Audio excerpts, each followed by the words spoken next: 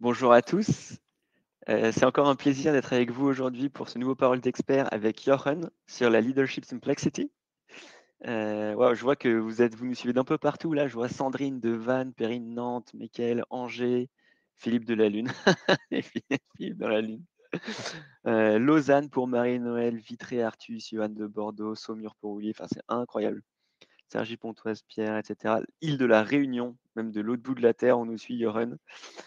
Enfin voilà, région parisienne, Marie, Boulogne, etc. Lyon pour Cyril, Elsie, Montpellier, bref, Éric de Bruxelles, Alsace. Waouh, il y a vraiment de partout. Alors déjà, pour commencer, Joren, merci beaucoup à toi de nous donner de ton temps. Je sais que le temps est quelque chose d'assez précieux. Pour ceux qui ne le connaissent pas, Joren, il fait super jeune comme ça, mais il a quand même 40 ans d'expérience en entrepreneuriat et en accompagnement d'entreprise. Il a bossé pour des gouvernements sur la collaboration franco-allemande. Il a écrit plusieurs livres. Bref, c'est un ponte de Leadership Simplicity. Donc, et en plus, il a tout le temps le sourire. Donc, à chaque fois que je bosse avec Joren, après, j'ai la patate. Donc, c'est vraiment génial. Euh, je sais pas si Yoren, tu veux rajouter quelque chose pour te présenter, mais en tout cas, voilà, je trouve qu'on a beaucoup de chance. Pardon, j'ai pas dit, mais tu es un Allemand qui a migré en France, qui maintenant habite en Suisse. Tu as vraiment tous les enjeux multiculturels et différentes façons de fonctionner. C'est un peu ton dada. Donc voilà, je sais pas si tu veux ajouter quelque chose, mais sinon, prêt à démarrer. Écoute, merci et bonjour à tout le monde. Oui, je dis toujours mon âme est allemande puisque j'y suis né. Je suis né à Cologne et puis jusqu'à l'âge de 24 ans, je n'avais aucun lien avec la France et mon cœur est français. Pourquoi? Parce que c'est l'amour qui m'a envoyé en France. À l'époque, j'étais dans une banque allemande et c'est comme ça que je suis arrivé à Paris. Et donc, pratiquement la majeure partie de ma vie professionnelle et familiale, parce que 4 enfants et j'ai même épousé 2 Françaises, tellement c'est bon. Donc, je suis resté jusqu'en 2008, à Paris, en région parisienne et ensuite, j'ai dit mon être est suisse et donc, parce que je vis à Lausanne depuis 2008 et ce sont 3 cultures très différentes, on ne le dirait pas, mais justement, c'est un peu ce que je représente. Voilà. Et donc Leadership Simplicity, pour, aussi le dire, ce n'est pas quelque chose que vous trouverez en université. C'est quelque chose qui c'est un client, en fait, qui m'a dit un jour: «Jochen, avec toi, travailler, c'est tellement facile, c'est même dans des situations complexes, ça devient simple de trouver des solutions» et c'est comme ça qu'est née la simplicité dont on va parler aujourd'hui. Voilà. Trop bien. Et oui, il y a un risque avec toi, mon cher Yoren, c'est que tu as tellement d'expérience et il y a tellement d'histoires à raconter, j'ai peur qu'on n'arrive pas à tenir dans ce webinaire d'1 heure.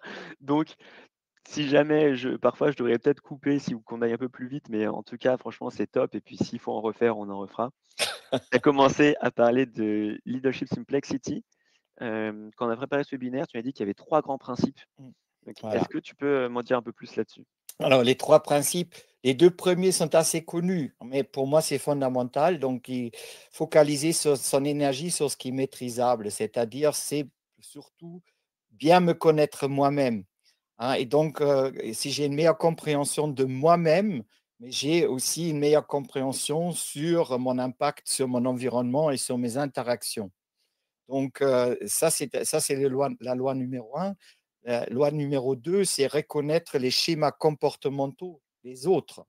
Donc évidemment, je me connais bien, mais il faudrait aussi que je sache comprendre ou que je puisse interpréter dans mon équipe, hein, si je suis un leader, comment cette équipe fonctionne et que les individus fonctionnent et ça sera l'un des sujets majeurs de ce webinaire, et donc c'est Ça, tu dû avec la relation franco-allemande, tu as dû en bouffer de ça un peu, non? Oui, mais là, en fait, la complexité, justement, vient du fait que, il y a des problématiques culturelles, mais qui ne sont pas la problématique majeure. C'est ça qui est intéressant parce que quand j'ai commencé, je pensais que ce qu'en français et allemand comprennent leurs différences de fonctionnement, le reste, ça va suivre et in fine, ils m'ont dit: «Mais on se comprend mieux maintenant, mais on a toujours des problèmes» et c'est ça qui est intéressant d'approfondir parce que ça, c'est justement le troisième, je dirais le plus important et peut-être aussi le plus original de Leadership Simplexity, c'est d'aller à la racine du problème et la racine du problème, elle est jamais dans le business, elle est jamais visible. D'accord? Donc il y a beaucoup de problèmes, visibles de pression de temps, mais des dysfonctionnements dans un processus, de production et cetera. Mais en fait, in fine, la problématique, elle est derrière, elle est plutôt émotionnelle et donc je compare ça à un acupuncteur. Un acupuncteur, il fait quoi? Il cherche les points de blocage énergétique pour guérir le corps. Et de la même façon, un leader simplex, comme je l'appelle, il cible les véritables enjeux qui sont émotionnels, émotionnels et énergétiques pour libérer les énergies et les ressources. Ça veut dire en clair, dans toute mon expérience, et j'ai travaillé avec des ingénieurs qui ont fait l'hélicoptère franco-allemand, le Tigre. J'ai travaillé avec des chercheurs de Chanel pour des produits de beauté, et cetera et j'ai travaillé avec des CEO qui étaient, en forte tension, dans des fusions et in fine, à chaque fois, la problématique, elle était émotionnelle, elle était liée aux personnes, aux acteurs et c'est ça que nous allons explorer parce que si je trouve le goulot d'étranglement émotionnel, je libère l'énergie de solution. Elle est toujours là. L'énergie est toujours là. La solution, elle est toujours là. Si elle n'est pas en moi, ou dans l'équipe, mais quelqu'un dans l'équipe, c'est par exemple quelqu'un qui peut apporter cette solution de l'extérieur. C'est ça que nous allons explorer un petit peu. Est-ce que tu as, toi, avec tes 40 ans d'expérience et tes 1000 histoires, est-ce que tu aurais une histoire pour, illustrer ce fait d'aller à la racine du problème? Alors, je vais aller Sans très vite, t'exprimer. hein, parce que c'est une histoire assez complexe. C'est une fusion, franco-allemande, donc une société, pharmaceutique de Francfort achète une société pharmaceutique, en France, à Lyon. Et donc, en fait, c'était une très grande fusion, et ils avaient évidemment tous les cabinets de conseil, dessus qui, pour les stratégies et cetera. Et donc un des points était que, les Allemands ont dit: «Mais nous allons mettre, recherche et développement» qui fonctionnait très bien à Lyon, «mais on va tout centraliser à Francfort et Julien, toi qui es le leader, de recherche et développement en France, on va te mettre directeur, mondial du groupe en recherche et développement à Francfort». Et quelle en était la conséquence de ça? C'était que, enfin, les Français sont mis en grève. Julien a dit: «Mais ça fait pas de sens, c'est pas une bonne stratégie, on est très bien comme on est, il faut pas» et cetera. Donc, je passe les détails parce qu'il y a beaucoup de d'autres consultants qui ont été, impliqués, beaucoup d'argent et de temps perdu et puis la société a fait appel à nous pour y remédier. Alors, nous avons fait tout un processus, qui est un recueil de perception. On a travaillé avec les 2 équipes, on a travaillé sur les différences culturelles et tout et à l'époque, on avait un centre de séminaire près de Fontainebleau où nous avons accueilli, beaucoup d'équipes de direction et là, cette équipe de direction est arrivée, pour un workshop de 3 jours. On commence un mercredi soir, on termine un samedi midi.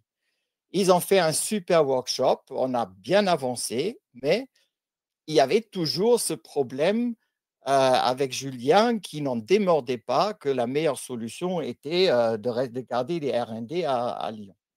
Et donc avec, ma collègue, Suzanne, on co-animait le séminaire, le samedi matin, on s'est dit: «OK, maintenant nous allons voir, s'ils ont vraiment envie de changer et de trouver une solution ou pas». Et on a décidé d'ouvrir la session de samedi matin en disant au groupe, donc il y avait 14 personnes, comité de direction français et allemand. On leur dit: «Écoutez, vous avez bien travaillé, vous avez bien avancé, mais il y a toujours l'éléphant dans la pièce dont personne ne veut parler». Avec Suzanne, nous avons décidé de ne plus parler jusqu'à ce que quelqu'un dit maintenant se lève et dit: «Bah, voilà le vrai problème». Et ben voilà et donc personne ne sort de la pièce, vous restez ici jusqu'à ce que le premier prend la parole et donc on n'a plus parlé.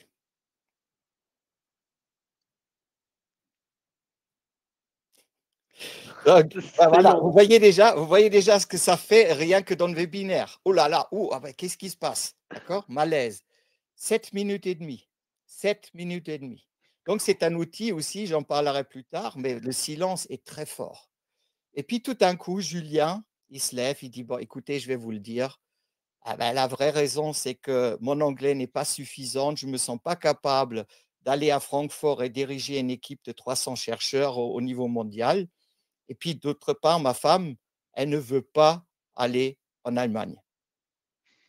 Alors maintenant, vous dites: «Mais c'est pas possible, c'est énorme, c'est un groupe qui fait 8 milliards de chiffre d'affaires et puis c'est un truc comme ça et maintenant le CEO allemand, il va faire quoi? Il va le virer». Qu'est-ce qu'il a fait le CEO allemand? Il s'est levé, il a dit: «Jérôme, dans mes bras». Jérôme, bah, est allé, bah, il se sent vraiment faire un hug. Il dit: «Mais pourquoi tu ne l'as pas dit avant?» Et donc, bah, évidemment, Jérôme avait honte de ça. Il est justement, hein, le goulot d'étranglement émotionnel, pour le nommer ici, c'était, ne pas se sentir à la hauteur de la tâche confiée. Donc au lieu de le dire, beh, il a fait tout un en fait, bah, des situations de guerre quelque part à part, pour ne pas être au centre de l'attention et de devoir dire qu'il ne se sentait pas capable de faire et que sa femme ne voulait pas venir en Allemagne. Donc et là où ça m'enthousiasme et c'est toute ma vie et pourquoi je suis aujourd'hui avec toi dans ce webinaire, ce que j'adore quand le goulot d'étranglement émotionnel est vraiment pointu et puis, bah, en fait, cette énergie de solution apparaît, en 20 minutes, le groupe a trouvé la solution. Ils ont tout simplement décidé que la recherche fondamentale, avec seulement 5 personnes restées à Lyon et tout le reste était centralisé à Francfort. Et mais 10 ans après, c'est toujours en route comme ça. Vous voyez? C'est ça que je veux dire, ce que je veux partager. Évidemment, c'est complexe. Évidemment, il y a une stratégie, il y a une fusion, il y a des guerres de pouvoir et cetera. Il ne faut pas nier ça.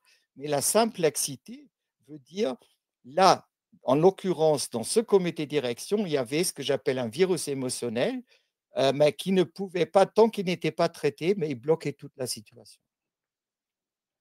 Énorme. Franchement, c'est la puissance du silence. Je vois, il y a beaucoup de réactions dans le chat sur la force du silence, j'adore. Grégor qui nous dit: «Le silence est également une technique de négociation». C'est très vrai. J'avais appris ça aussi en égo, à Alors, l'école. si je peux juste dire quelque chose, parce qu'on va beaucoup parler d'outils, de techniques, il y a quelque chose qui est important, c'est l'intention. Quand j'ai décidé avec Suzanne de dire: «OK, on va faire ça», ce n'est pas pour nous mettre en avant. Ce n'est pas pour dire: «Regardez, nous sommes les super consultants et on» si je le fais, un peu à l'allemande, «nous allons les moyens de vous faire parler», hein, ce n'est pas ça. C'est juste de dire: «OK, notre intention, c'est quoi? Nous sommes là pour ce client». Nous voulons qu'ils trouvent la solution et qu'ils sortent d'ici au-delà de, ben voilà, on a fait un agenda, un plan d'action et maintenant on va travailler. Ça n'aurait rien changé. Donc c'est aussi prendre un risque de se faire rejeter. Ce n'est pas évident de rester là 7 minutes et demie dans le silence parce que Ouais, je ne sais pas avec Suzanne si on a raison. Donc il ne s'agit pas d'avoir raison, c'est aussi, que je peux vous dire, ben, j'ai le cœur qui bat à ce moment-là. Je prends un risque de me prendre, excusez-moi la du terme, mais je le prends dans la gueule, hein, parce que ce sont quand même des dirigeants de haut niveau et que, bah, voilà.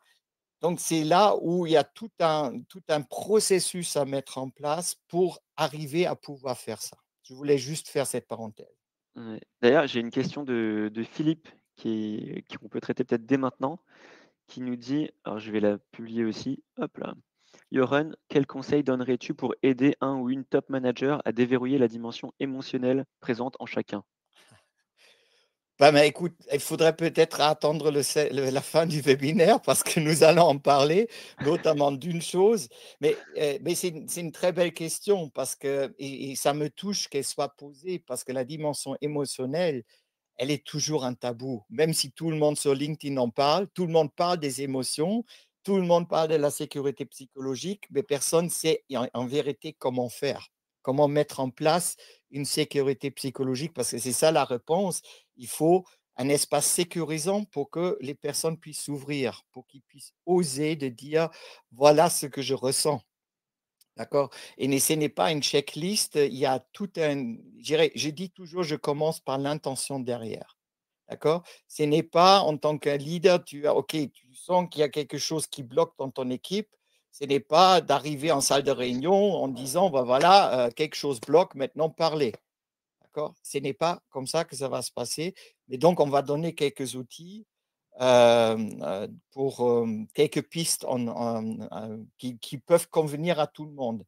Parce que ce que j'ai dit aussi, il faut rester très fidèle à soi-même, authentique. Donc un outil qui va pour moi ne va pas forcément pour toi, Raphaël.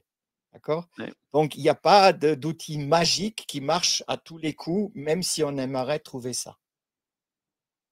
C'est clair. Et d'ailleurs, j'ai un petit témoignage de Cyril que tu dois connaître, Yoren, a priori, parce qu'il nous dit, je le passe parce que c'est sympa: «Je confirme pour avoir eu avec Yoren ce type d'atelier. Il a ce don de mettre les personnes en confiance et les faire se libérer de leur virus émotionnel». Donc franchement, merci Cyril.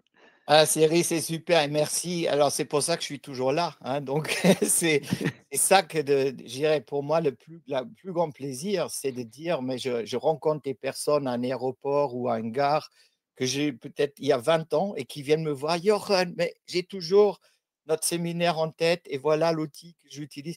Alors ça, il n'y a pas meilleure récompense, que ça. Voilà, merci beaucoup Cyril. D'ailleurs, en parlant d'outils, il y avait donc un des autres principes que tu nous avais dit au début sur les 3 principes de leadership simplicity, Mmh. c'était, de reconnaître les schémas comportementaux des uns et des autres. Mmh. Mmh. Donc là-dessus, quand on en a discuté, tu m'as parlé d'algorithmes d'efficacité. Oui. Est-ce que, vas-y, Oui, lance-toi. alors ça aussi, c'est une métaphore, donc vous avez remarqué que je parle beaucoup en métaphore. Pourquoi? Parce que les métaphores, contrairement à, je dirais, une dénomination scientifique factuelle, elles nous parlent plus surtout si nous ne sommes pas des spécialistes dans le domaine. D'accord?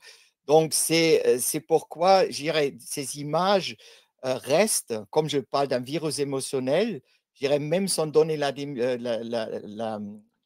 définition, tout le monde peut quelque part comprendre ce que c'est, hein. C'est en fait une émotion qui se répand, hein, qui a tendance à se démultiplier, notamment à la, machine à café et donc en général, c'est une énergie négative qui en résulte, ce que j'appelle un virus émotionnel.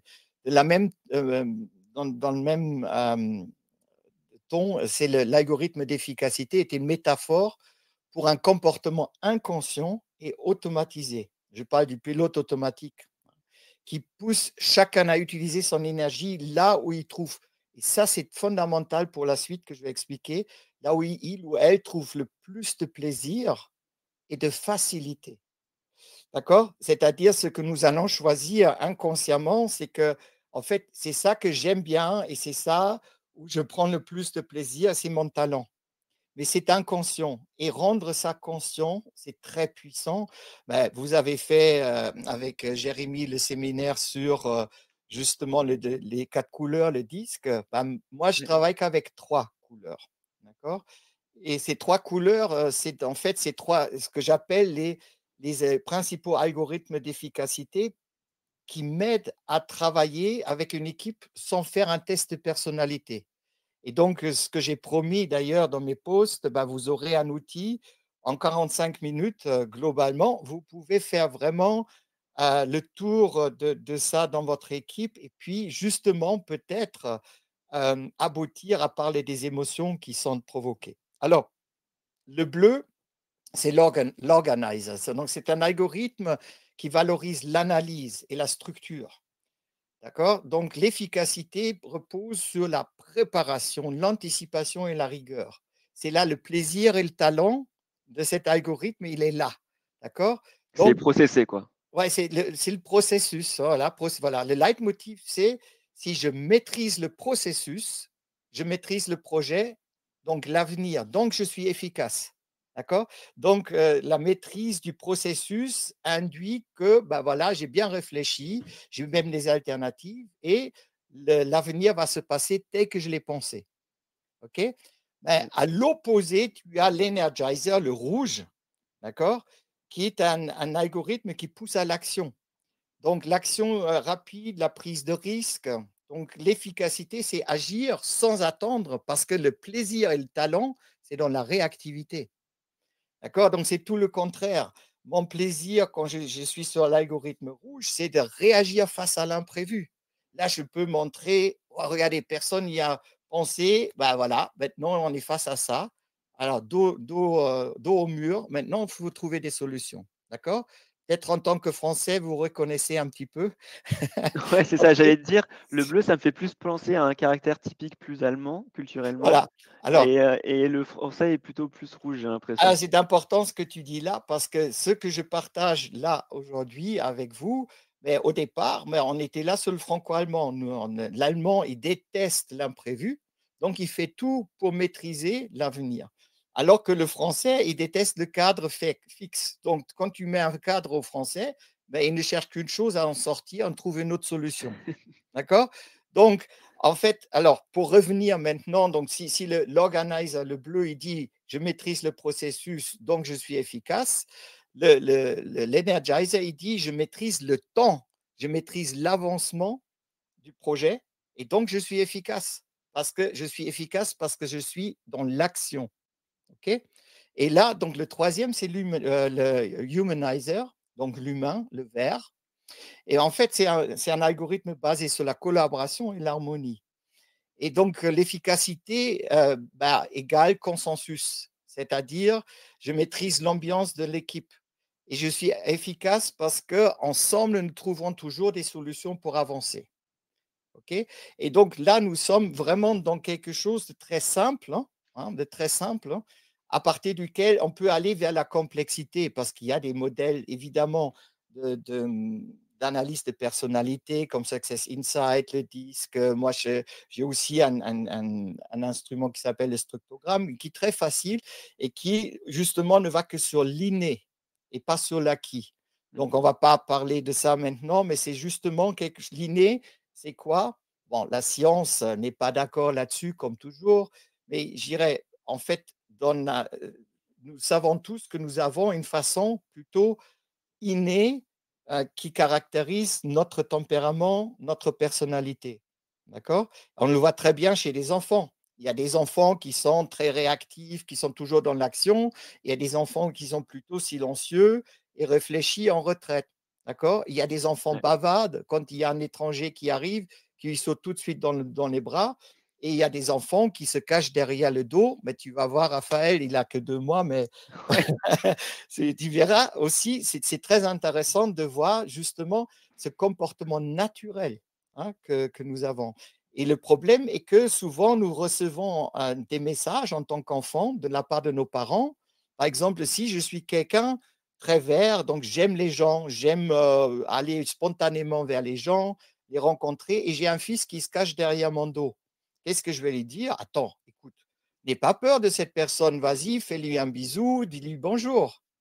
D'accord? Alors, le fils ou la fille qui reçoit ce message va entendre: «Ah, mais tiens, mon comportement naturel n'est pas ce qu'il faut. Papa, il a raison, ou maman, donc bah, je vais y aller». Donc, va faire quelque chose qui ne lui correspond pas.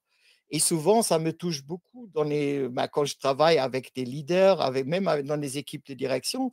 Tout d'un coup, il y a des personnes qui découvrent qui jouent un rôle, en fait, qui ne jouent pas, qui ne font pas ce qui est leur élément naturel, ce qui est leur caractère, leur personnalité, où ils ont le plus de plaisir et où est leur talent.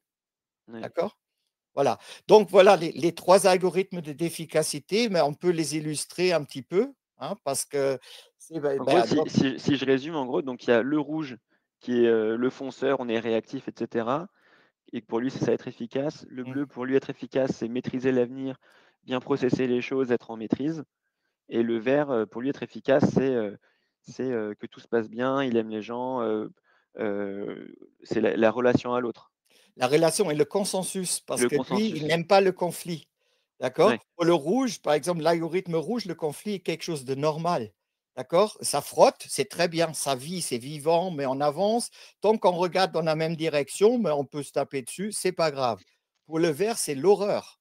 hein, dans Mmh. l'algorithme vert. Oh là là, Raphaël, il me fait la tête, je veux pas, franchement, qu'est-ce que je peux faire pour toi, Raphaël, pour que ça change? D'accord? Ouais, D'accord? Et le bleu derrière, mais il peut devenir très silencieux en cas de conflit. Et ouais, donc, il n'est plus présent parce qu'il processe, il fait, en interne. Et ouais, tout ça, mais évidemment, là encore, c'est plus complexe que ça. ouais. D'accord? Mais si tu comprends Oui, pas parce la que moi, base, dans hein, ce que tu me dis là, parfois, moi, je me sens un peu rouge, mais parfois aussi un peu bleu ou un peu voilà, vert, quoi. voilà. Je suis pas que rouge ou que bleu ou que vert. Merci, c'est fondamental. C'est pour ça que je dis toujours, selon une situation, nous déclenchons un algorithme. Et donc, bah, si je suis donc justement le leader simplex, mais quand je connais ça, je peux percevoir par rapport, par exemple, les mots qui sont utilisés, les gestes, la façon de communiquer, quel algorithme d'efficacité est actif. Maintenant, le grand problème, c'est que sous stress, nous devenons la caricature de notre algorithme naturellement dominant.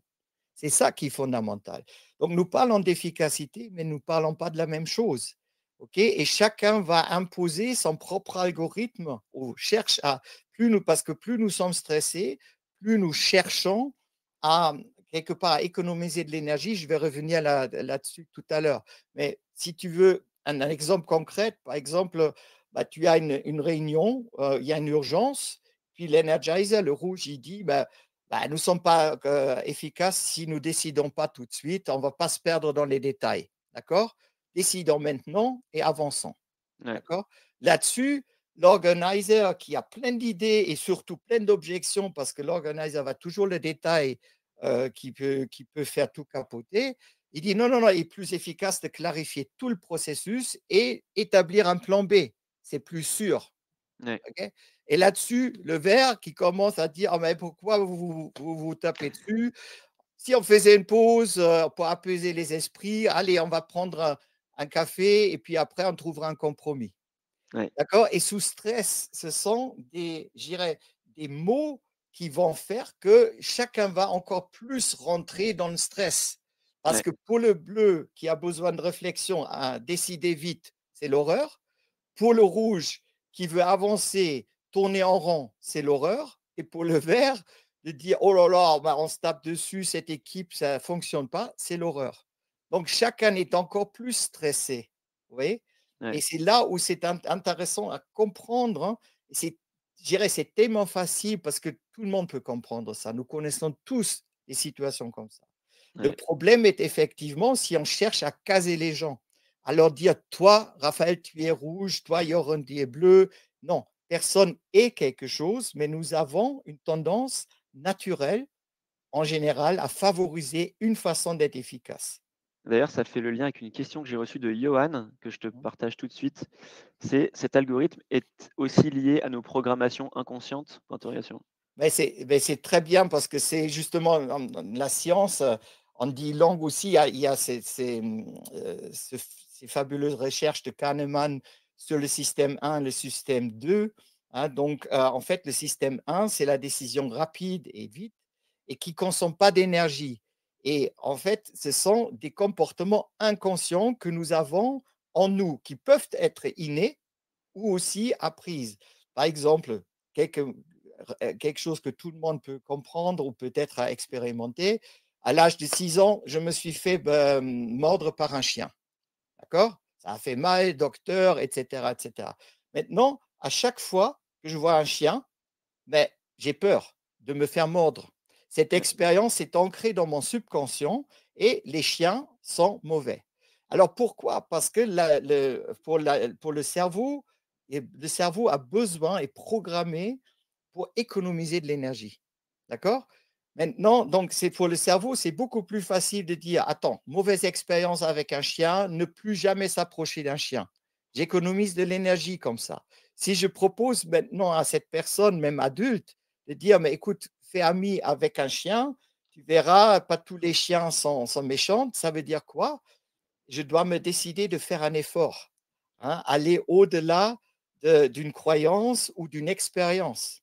mmh, Et c'est ça aussi qui donne, quelque part, qui nous fait comprendre pourquoi les préjugés existent. Il est beaucoup plus facile d'avoir un préjugé sur une personne, sur une culture, etc., que de la remettre en cause. Parce que remettre en cause, c'est un effort énorme. Parce qu'il Ouais, faut que je me documente, il faut que j'aille dans une émotion peut-être, hein, donc j'ai un passif historique peut-être, et puis changer ça, c'est beaucoup d'efforts. Donc la tendance naturelle, c'est toujours le système 1, je vois quelque chose et je connais, et donc je vais faire comme d'habitude. Et ça, c'est exactement ce qui se passe, c'est le parallèle avec ces algorithmes d'efficacité, c'est-à-dire face à une situation dangereuse ou que je perçois comme dangereuse ou stressante, mais je vais me mettre en pilote automatique. Et c'est le pilote automatique qui va gérer ce qui me permet d'avoir mon attention à ce qui me menace, ce que mmh, j'appelle l'intelligence protectrice. D'accord? Parce qu'on parle toujours de l'intelligence collective. Tout le monde en parle. Ah, c'est génial. Et je suis d'accord. Mais si tu ne valorises pas l'intelligence protectrice, qui est un réflexe humain, naturel et pas culturel, parce qu'il est humain dans le monde entier, ben en fait, quand quelque chose me menace, ben, une partie de mon cerveau est occupée à gérer cette menace. Donc, je délègue tout le reste à mon pilote automatique. Et ouais, donc, par exemple, culturellement, combien de fois nous avons vu ça? C'est la caricature de l'allemand face au français ou de l'américain ou du chinois, peu importe, parce que et chacun sort d'une réunion en disant: «Ah mais c'est vrai que les Allemands sont comme ça, ah ben c'est vrai que les Français sont comme ça». D'accord? Parce que mmh. nous avons délégué la responsabilité de notre comportement à notre pilote automatique. OK? Ouais, exactement, enfin, hyper clair et maintenant, moi, la question que je me pose, c'est imaginons que enfin, j'ai compris, les différents types d'algorithmes d'efficacité, le bleu, le rouge, le vert. Heu, J'aimerais bien, en équipe, savoir détecter quelle est un peu notre tendance naturelle à chacun. Mmh. Comment est-ce qu'on fonctionne pour pouvoir ensuite nous adapter? Comment est-ce que je fais? Tu m'as dit que tu avais un atelier, type qui marchait bien Voilà. pour détecter ça. Mmh. Si jamais tu veux bien le partager, moi je suis tout oui. OK. Alors, en fait, c'est quelque chose qui est facile à mettre en place et je le fais même en conférence, par exemple, avec 150 personnes. Je fais exactement la même chose. Bon, là, c'est un peu j'ai besoin d'un peu plus de matériel, mais par exemple, tu as une équipe de 10 personnes et au lieu de commencer maintenant un meeting normal avec agenda et cetera, je dis: «Bah, écoutez, j'ai envie que nous parlons de notre collaboration et comment nous pouvons l'optimiser». Et pour cela, je vous propose quelque chose qui est assez simple à mettre en place. Je vais vous parler des algorithmes d'efficacité, hein. Donc il y a 3 algorithmes d'efficacité et donc qui sont d'ailleurs dans le petit fascicule, le PDF que nous allons envoyer aux participants. C'est dessus, donc vous inquiétez pas, je vais un peu vite maintenant pour Ouais, la définition. il y aura un Donc récap, qui reprend tout voilà, ce que tu il y a vas un dire. récap pour ça. Ouais, Donc mais il faut écrire, par exemple, soit sur un beamer qui projette, hein, ou sur un écran. Alors, vert, c'est agir ensemble, trouver un consensus, favoriser l'harmonie. Ça, c'est l'algorithme d'efficacité vert. Euh, le rouge, c'est agir rapidement, trouver un défi et favoriser des résultats, même en prenant des risques.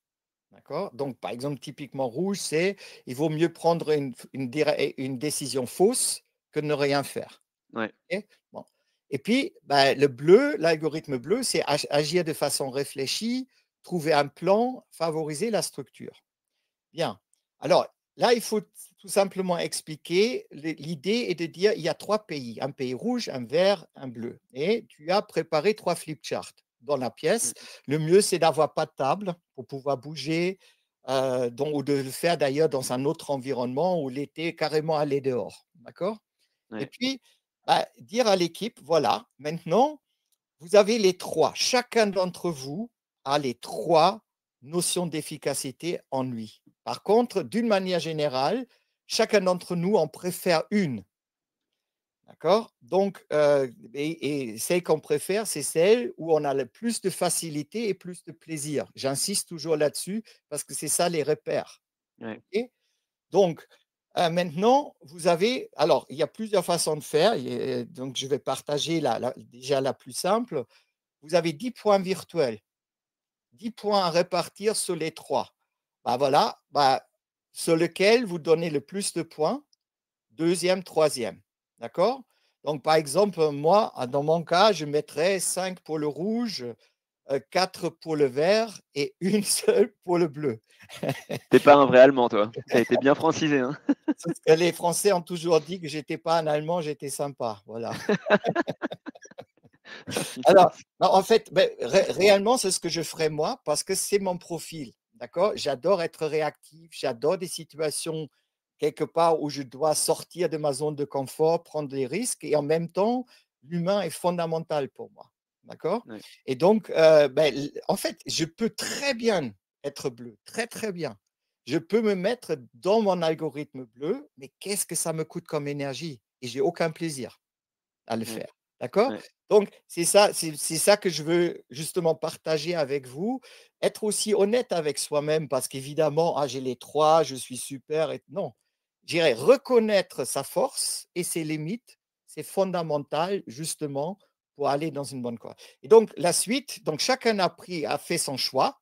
Alors il y a aussi une alternative, tu donnes 10 pierres à chacun, ouais. ou 10 billes, et puis tu mets un seau, en dessous de chaque flip chart et chacun, pose des billes. Comme ça, vous voyez même aussi la composition de l'algorithme dans l'équipe, C'est d'accord? hyper puissant Il y ça, a ouais. encore une troisième e tu connais pas Raphaël, je ne l'ai pas encore partagé, qui est de dire: «OK, bah, en fait, vous décidez pas vous-même, mais c'est l'équipe qui décide. Raphaël, tu vas dans le rouge». Ah ouais, ouais, ouais. D'accord? Ça, c'est pas mal parce Ça, que c'est parfois, moi, je me dis: «Moi, je me vois comme ça» et en fait, les autres, ils me voient pas du tout comme ça. Ils me voilà, disent: «Mais voilà. Raphaël, qu'est-ce que tu racontes?» D'accord? Donc ça, c'est aussi une possibilité pour dire: Ouais, «Bah, tiens, moi, j'irai dans le vert» et puis l'équipe dit: «Bah, non, non, non, attends, toi, tu vas dans le rouge». D'accord? Donc ça, c'est voilà, on peut jouer avec tout ça. Après, vous avez l'équipe donc repartie. OK? Parfois, bah, peut-être il y en a 5 qui sont sur un flip chart, il y en a 3 sur un autre et puis 2 seulement sur une. C'est OK. Parfois, tu peux même avoir qu'une seule personne. D'accord? C'est très rare qu'il y a aucune personne devant un flip chart. OK? ouais. Alors, j'ai une Bon, petite question de Perrine là-dessus, oui. qui est c'est pile dans le thème, donc je la partage tout de suite. C'est comment inciter à ne pas partager en 3-4-3 pour faire 10? Que les gens disent pas: «Oui, moi, je suis un peu de tout, 3-4-3». Oui, mais oui, bah, mais 4, mais tu as mis 4 et donc tu vas dans sur le flip chart carte 4. C'est OK, justement c'est justement tu ne il y a forcément, de là sort forcément une dominante. Donc même si ce n'est que 4 et ce qui est tout à fait possible, hein, il y a des personnes que j'appelle caméléons, hein, qui sont vraiment sur les 3. Ou, par exemple, il y a aussi parfois conflit entre 2. Hein, ouais, moi, par exemple, parfois, c'est pas évident si je suis plutôt sur le rouge ou sur le vert. OK? ouais, Donc, oui, il faut faire un compromis quelque part, d'accord? Et jouer avec ça, ne pas le prendre trop au sérieux. Ce n'est pas scientifique. C'est quelque chose, beh, qui va débloquer justement une énergie, ouais, émotionnelle dans l'équipe. Et donc, justement, qu'est-ce qui se passe? Donc, les personnes devant le flip chart vont faire un petit brainstorming. Vous mettez coopération sur le flip chart, vous partagez en 2. À gauche, vous mettez nos forces en coopération et à droite, nos limites. Je ne parle pas de faiblesse. Nous n'avons pas de faiblesse. C'est une fausse croyance, hein, qu'on nous a inculquée à l'école. Tu fais des fautes, tu es nul et cetera. Non, on n'a pas, en fait, nous avons des limites, d'accord? Donc il faut que je les reconnaisse et en coopération, c'est intéressant de se dire: «OK, si nous agissons en tant que bleu, quelles sont nos forces? Ah oui, ben bon, nous apportons de la structure, de la réflexion, on porte du recul, de la systématisation et cetera. D'accord? Donc c'est ce que, beh, chaque équipe va réfléchir pour soi-même et puis, mais OK, mais alors quel est le danger? Bah, par exemple, côté bleu, c'est que, bah, on est tellement dans le détail qu'on perd la vue d'ensemble ou par exemple, bah, on va jamais décider parce que dans le monde bleu, tout doit être parfait. Et même quand c'est parfait, on aimerait encore 10 de marge pour être vraiment sûr, d'accord? ouais, Donc je dis toujours l'algorithme bleu, c'est l'insatisfaction innée, d'accord? Donc c'est très difficile, hein, quand de ouais, fonctionner, sur le bleu et ça, il faut le reconnaître et je dis même, il faut l'aimer, d'accord? Il ne s'agit pas de faire du finger pointing et de dire: «Bah, tu es comme ça et c'est nul» et cetera. Parce que chaque couleur ou chaque algorithme a sa force et sa limite. mmh. D'accord? mais Ouais, il y en a pas de faiblesse et donc ça, c'est donc brainstorming. Après, il y a partage. Donc là, il y a plusieurs façons de partager. La plus simple, pour ne pas rentrer trop dans les détails, c'est simplement chacun présente, chaque équipe présente et il y a une discussion et là-dessus. Donc ça déjà, ça c'est très intéressant et ensuite, justement de se dire: «OK, so what? Qu'est-ce que ça a à voir avec notre quotidien?» ouais, Hein, qu'est-ce qui se passe dans notre quotidien? Et là, justement, il y a parfois des émotions qui viennent et que parfois aussi simplement une émotion de compréhension, ce que j'appelle une crise de conscience. D'accord? ouais Ah et mais non pas et non pas une prise de conscience. voilà, alors la différence et la prise de conscience, c'est quelque chose de rationnel. C'est ce qu'on a tous les jours, d'accord? Je ne devrais pas prendre l'avion, je devrais mieux manger, je devrais faire du sport, tout ça parce que bah, j'irai mieux. Mais quand est-ce qu'on le fait? Mais quand l'émotion, hein, dans une situation qui nous prend émotionnellement aux tripes, ou dire, ben, souvent c'est une maladie, d'accord? Et ben, finalement, je commence à faire du sport parce que je viens d'avoir un infarctus. OK? Ah, finalement, donc là, je change. Une crise de conscience, c'est par exemple quand je comprends que Raphaël, j'ai toujours eu des problèmes avec lui, mais ben, en fait, il n'est pas méchant. Il est tout simplement son talent est être rouge. D'accord? Et moi, mon talent, c'est plutôt fonctionner sur le bleu. Alors, il m'agace en permanence. Il est toujours au centre. Moi, je veux dire quelque chose et Raphaël a déjà la réponse. Ouais, Donc, tu vois? désolé. Bah, voilà. Donc, tu vois, c'est là où, justement, on peut après en parler, tu vois? Et c'est là où c'est magnifique. Là aussi, il y a une façon de faire et de dire: «Waouh, si j'avais su maintenant, mais comment on peut faire pour optimiser ça?» Donc, quelle est maintenant la conséquence de ces crises de conscience? Bon, si on est déjà à une prise de conscience Ouais, à l'issue de 45 minutes, c'est très bien, mais il faut toujours sortir de la réunion avec quelque chose de concret. Chacun prend, quelque part une résolution, un commitment pour dire: «Voilà, OK, je vais dans telle situation, je vais essayer de ne plus faire ça, mais plutôt faire ça» et puis un appel aux autres: «Aidez-moi si jamais mon pilote automatique, hein, me domine», parce qu'il s'agit de ça. D'accord? Ce ouais, n'est pas la ouais, faute de la personne, c'est le pilote automatique qui prend le dessus et c'est humain, c'est normal. OK? ouais, ouais. Voilà l'exercice.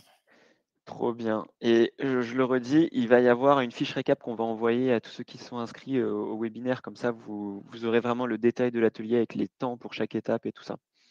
Je vois qu'il est déjà 12h15 Joran et on a encore pas mal de petits sujets à traiter donc va falloir qu'on accélère. On mais c'est trop bien, j'arrive pas à te couper, c'est trop intéressant. Hem, quand on est comme ça dans ce genre d'atelier, quand on fait des réunions, il y a aussi parfois, tu sais, tu disais pour aller à la racine, Mmh. heu, il faut réussir à libérer la parole. Donc moi, le truc que je me disais, mais OK, est-ce que tu as des petites techniques, toi, ou des outils pour libérer la parole?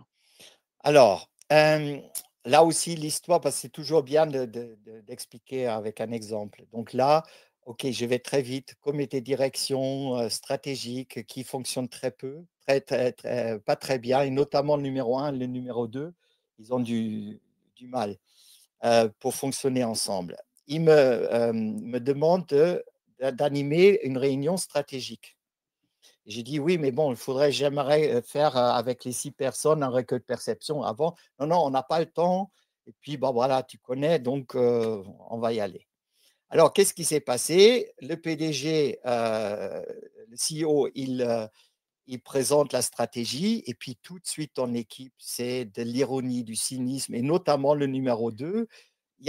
C'est pas constructif, d'accord? Alors qu'est-ce que je Mmh, fais? J'ai dit: «Écoutez les gars, time out, ça fait maintenant 3/4 d'heure, on n'avance pas comme ça. Je vous propose de faire une petite pause. Vous allez dehors et vous revenez avec un symbole, qui caractérise votre ressenti dans ce groupe, la coopération dans ce groupe». Ah, les gens sont évidemment un peu étonnés, mais bon, là encore, je suis allé vite, ils me connaissent, hein, d'accord? Donc ça, là encore, il faut pas brûler les étapes. Donc il y a un espace sécurisant, ils me font confiance, OK? C'est fondamental. ouais, Donc bon, on ne sait pas ce qu'il a dans la tête, pensent les participants, mais on va le faire. OK. Ils reviennent. Alors, donc, je travaille toujours sans table, d'accord? Donc, et au milieu, j'ai mis une nappe blanche et les gens arrivent avec les objets, mais je leur dis: «Vous les posez au milieu de la pièce». Alors, il y a le CEO qui arrive, et puis, il a, en fait, un tournesol et donc il le pose au milieu. OK. Alors arrive le 2e, il a un paillasson. Un paillasson. Il prend un paillasson et il met là. Troisième arrive avec un fouet de cheval. Alors, il faut savoir, on est à côté d'un centre d'équestre. Un fouet de cheval. Le quatrième arrive avec un fil barbelé, fil de fer barbelé. Et puis, le cinquième avec une pierre de 15 kilos. Ben, vraiment, alors, il vraiment un énorme pierre. Il le boum, il pose au milieu. Et puis, arrive le numéro 2. Il y a quelque chose dans un sac plastique. Et puis, ben, voilà, il pose le sac plastique. Il l'ouvre et c'est des crottes de chevaux. Oh punaise. Alors, imaginez maintenant. Surtout le premier avec son OK, tournesol là. alors justement et j'ai dit: «Bah, voilà maintenant, écoutez, voilà, on se met en cercle, regardez ce qu'il a au milieu et qu'est-ce que ça fait avec vous?» Et le premier qui voudra parler parlera. Et là encore, il y a un silence lourd, hein, évidemment, jusqu'à ce que le CEO, prenne la parole en disant: «Apparemment, je suis le seul, à apprécier la collaboration ici». Et là, le numéro 2 explose et il dit littéralement: «Ah, je suis content de voir que les autres aussi, ils se sont traités comme de la merde». D'accord? Les crottins de Ouais. chevaux. Et puis celui du fil de fer de barbelé dit: «Mais je me sens comme dans une prison, je peux jamais rien dire, qui sort des sentiers battus» et cetera. L'autre qui dit: «Bah, en fait, j'arrive avec une pierre dans l'estomac le matin parce que je me dis: "Je peux pas"» et chacun témoigne.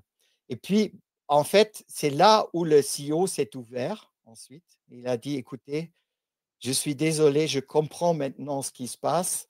Et bah, il raconte son histoire. Elle est trop longue maintenant à développer ici, mais c'est une histoire de trahison, Mmh. qu'il a vécu, quand il était jeune. Il a dit: «Depuis, je ne fais plus confiance à personne et je m'impose». Et quand ça a été vraiment partagé, bah, l'équipe a pu trouver des solutions. D'accord? Donc là, c'est une histoire autour des symboles. Un autre, c'est donc, bah, vous avez la visualisation, hein, donc vous pouvez faire aussi de la peinture, vous pouvez travailler avec des images, vous pouvez dire, voilà: «Je suis en colère». Vous pouvez même prendre ça, hein, dans un d'accord? OK? Ou, alors, il y a aussi des images, voilà notre équipe, c'est vraiment le symbole de notre équipe, d'accord? Voilà.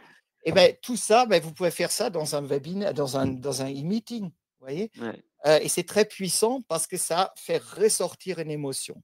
Donc ton Donc premier outil, c'est la visualisation, la avec des objets, des visualisation, voilà, peintures, des choses comme alors, ça. voilà, d'accord? Ça peut être même des gestes. Tiens, je vais vous donner partager un geste que j'adore, c'est celle-là. Vous savez ce que ça veut dire ça? Ah vas-y, Steering the shit.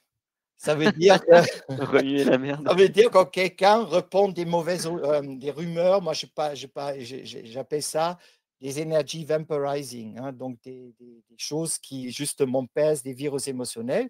Et donc au lieu de dire à la personne: «Mais tu fais juste ce geste-là, steering the shit». Ah, j'ai des équipes qui adorent. Et encore une fois, quand ils le font pas dans le reproche, mais juste: «Hé, tu es dans ton pilote automatique, tiens, ce que tu dis là, ça me vampirise, ça me prend de l'énergie».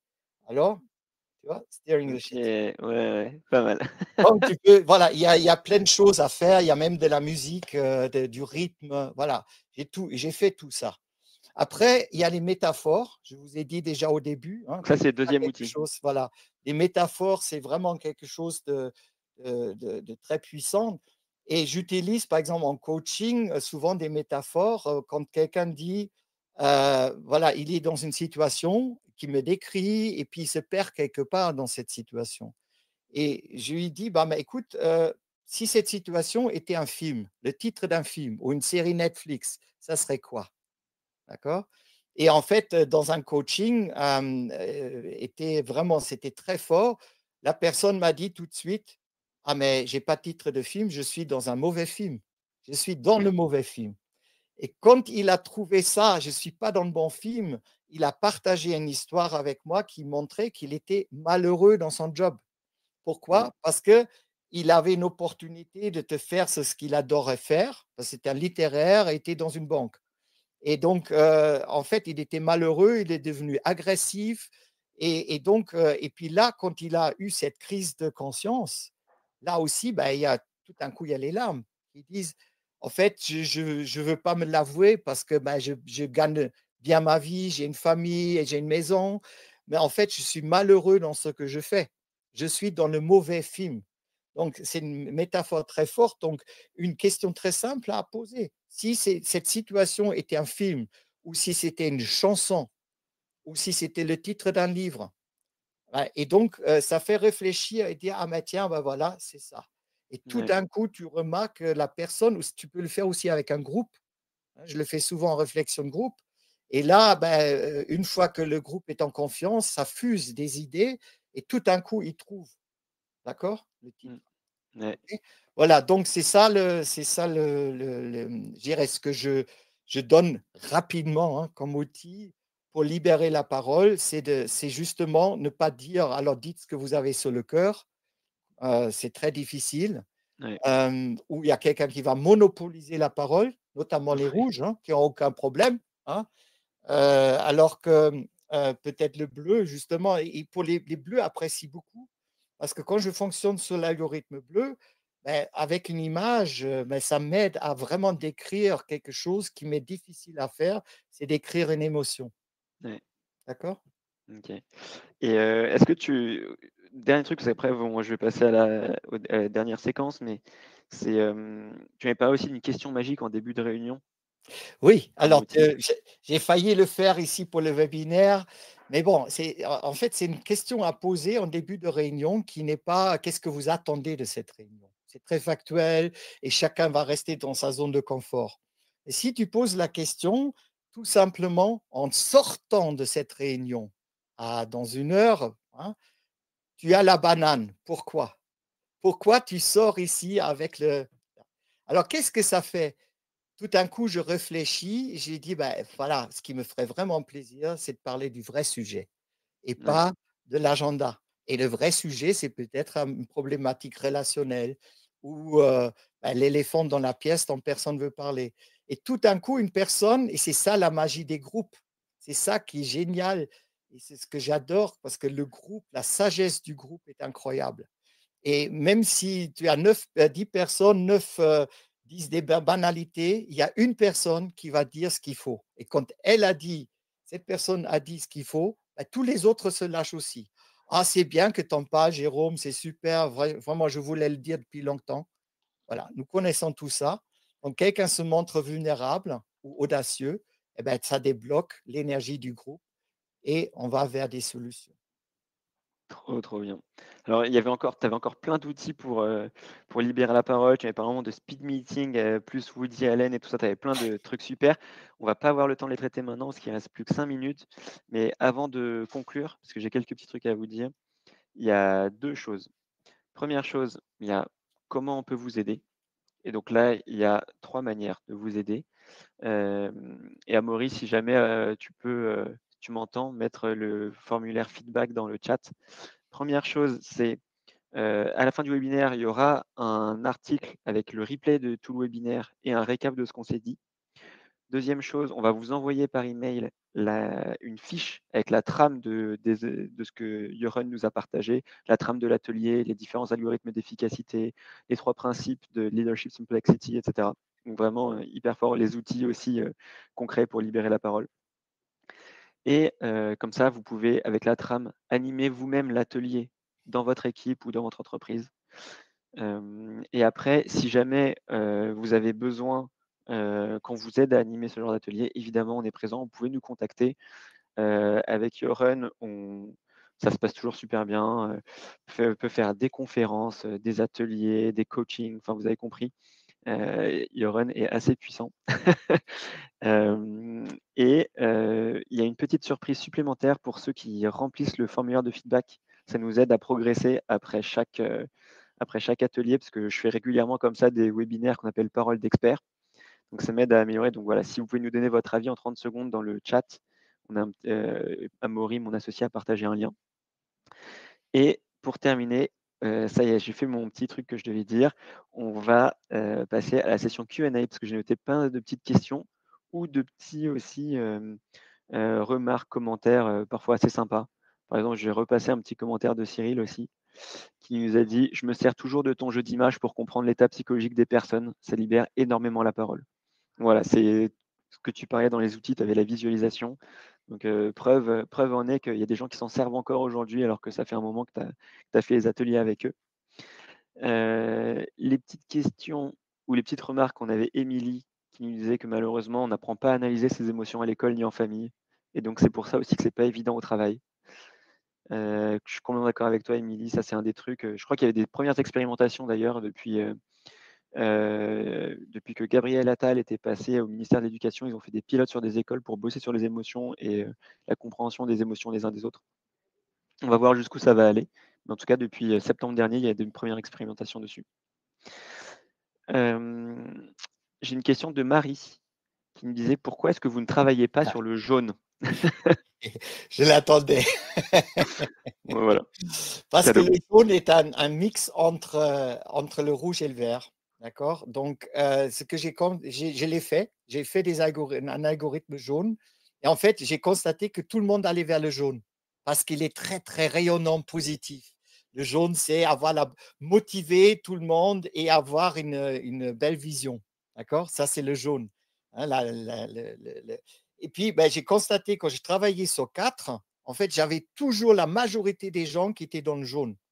Et donc, naturellement, en fait, aussi, d'où vient le structogramme, c'est l'outil que j'utilise, donc avec 3 couleurs, parce que 3 couleurs, soi-disant 3 cerveaux, hein, ou 3 questions. Et là, en fait, c'est l'inné qui fait que, bah, en fait, nous avons une tendance naturelle à être plutôt dans le bleu, plutôt dans le vert ou plutôt dans le rouge.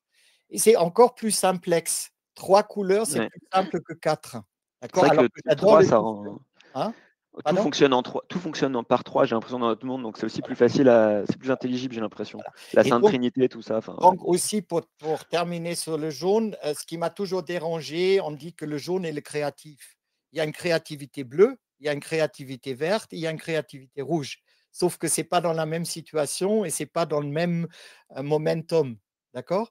Donc caser, dire, voilà, bah, le jaune est le créatif, ça m'a toujours dérangé.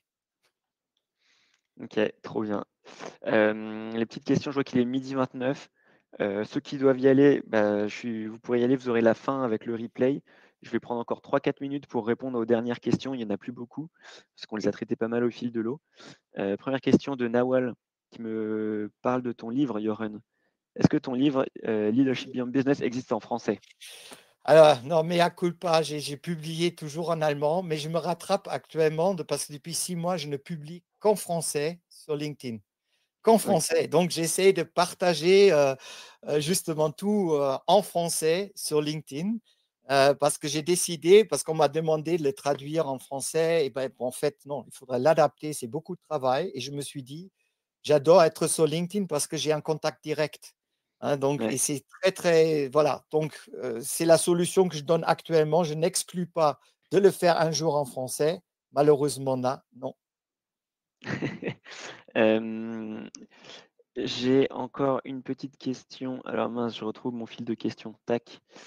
Heu, Emmanuel, lorsque les tensions entre personnes proviennent de l'effet miroir de personnes qui fonctionnent de la même façon, comment on accompagne, cette dimension?